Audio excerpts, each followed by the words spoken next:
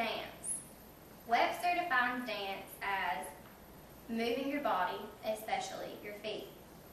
Dancing also involves music and moving to the beat and to the rhythm of music. Some different dances in America are ballroom dancing, which includes the foxtrot, the minuet, and the waltz.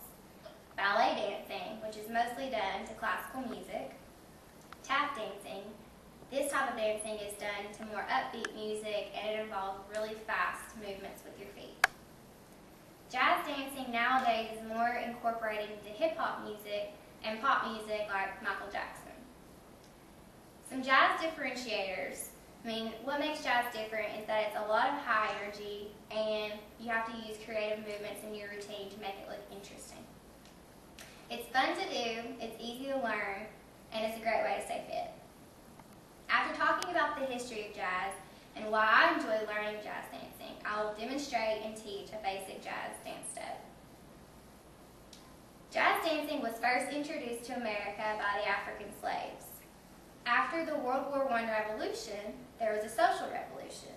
And when this came about, there were places like speakeasies and nightclubs that opened, and people would go there to hang out with their friends, to dance, to drink, to have a good time, and just have fun. Some of you may have heard of flappers. Now, these women were very popular around these places. They were known for their outfits and just the way that they danced and the way that they had their style. So, now that you know a little bit about the history of jazz, let's talk about jazz today. Modern day jazz has become more formal in its instruction. Today, jazz is taught in dance studios to boys and girls of all ages. Not only do these places teach jazz, but all forms of dance, such as ballet, tap, modern, and even hip-hop. I learned about jazz dancing at a very young age, and I was taught in a college course as well. I learned a lot of French terminology in this course. Ballet and jazz are mostly made up of French words. Also, I learned some basic steps such as the jazz square and the lindy. These two steps were steps that they teach you to get more familiar with the way jazz dancing is. Now that I have told you about jazz dancing and how it came to America and how it is today, I would like to demonstrate a basic jazz dance step. But first, I'm going to show you some of the French terminology and the words and how the movements are. The first French word that I'm going to show you and how it's done is called a plie. Basically, what a plie means is you stand, your feet shoulder width apart, but your heels do not leave the ground. Your heels stay flat on the ground. And what it means to plie is to bend the knees. So basically, you just bend your knees. That's what it means, but it's a French word. Also, développé. Développé means to rise up onto the balls of the feet, just like this. And then arabesque. Arabesque means to put all your body weight on one leg and to raise your other leg, like this. And then, last but not least, a pirouette. This means to spin around in a whirling motion, like that. Now I'm going to teach you a basic jazz dance step. It's called the jazz square. You move in a square, basically.